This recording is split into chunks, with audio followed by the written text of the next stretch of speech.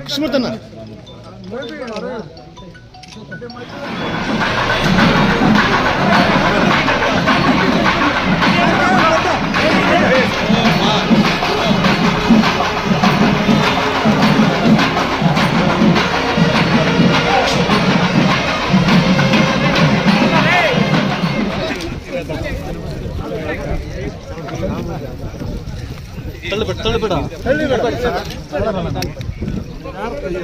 ಕರ್ನಾಟಕದ ಮುಂದಿನ ಮುಖ್ಯಮಂತ್ರಿ ಕುಮಾರಣ್ಣ ಅವರಿಗೆ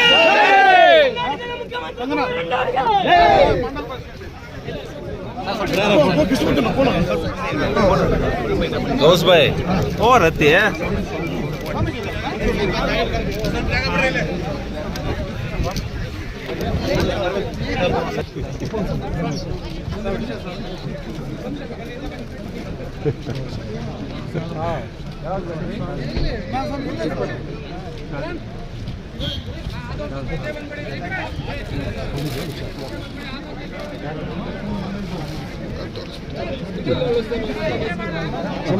ఇక్కడ ಬನ್ನಿ ಹಾಕಿರೋದು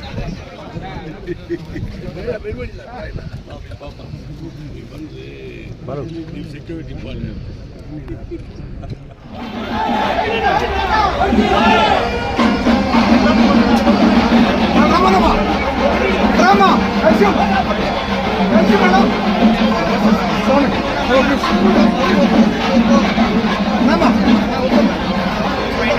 श्री राम राम रामेति रमे रामे मनोरमे सहस्रनाम तत्तुल्यं राम नाम वनारमे वनमाले गतिशङ्गे शङ्के चक्रे चक्रके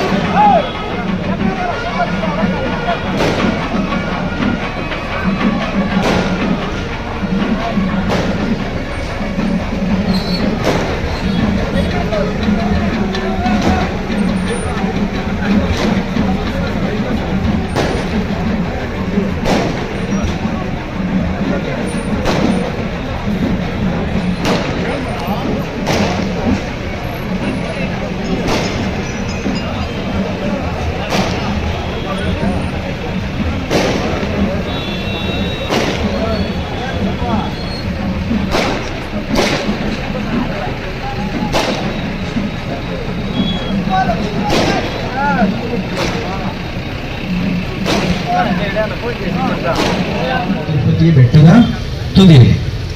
ಅವತ್ತು ದೊಡ್ಡ ಗುರುಗಳು ಬೆಂಗಳೂರಿನ ಹೆಲಿಕಾಪ್ಟರ್ನಲ್ಲಿ ನಮ್ಮ ತಿರುಪತಿ ಏರ್ಪೋರ್ಟ್ನಲ್ಲಿ ಇಳಿದು ಹೋಗ್ಬೇಕಾದ್ರೆ ಗುರೂಜಿ ಹೊರಟ ಕಾರು ಅಮರನಾಥ ರೆಡ್ಡಿಯವರ ಕಾರು.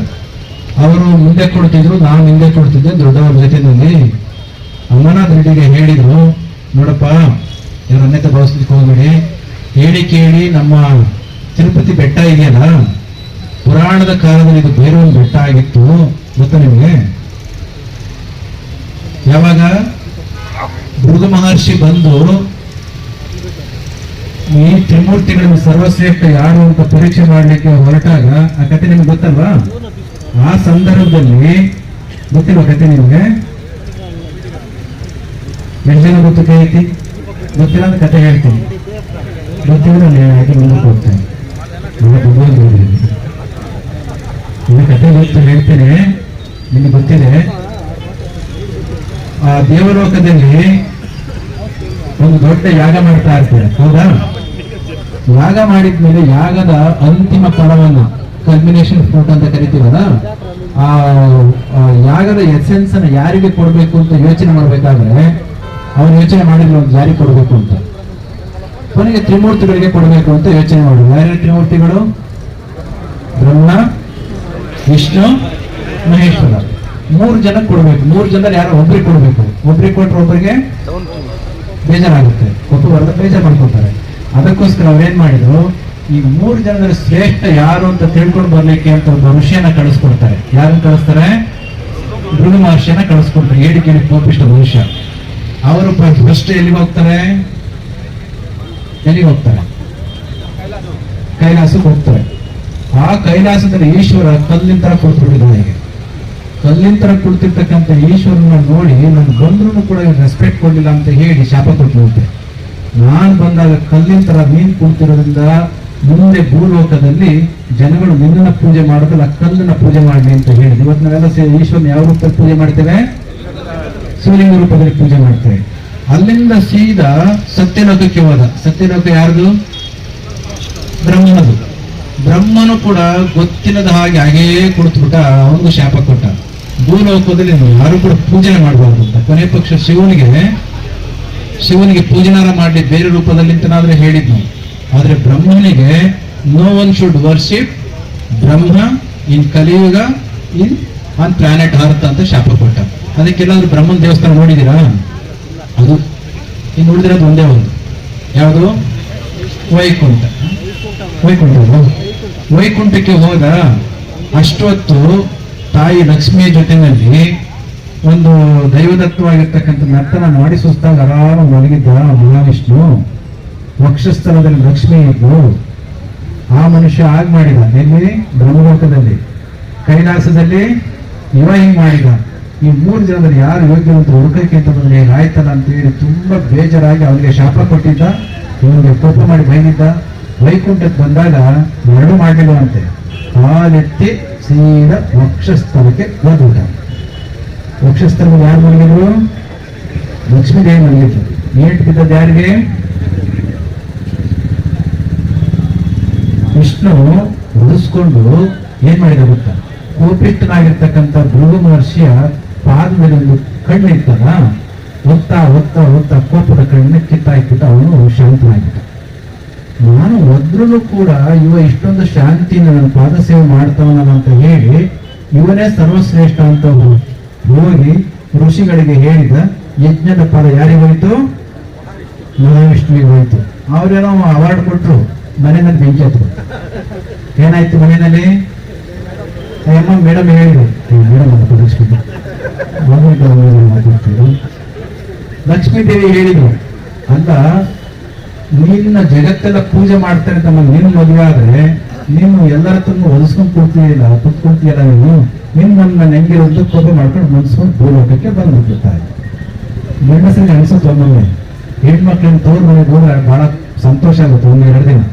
ಆಮೇಲೆ ಏನಾಗುತ್ತೆ?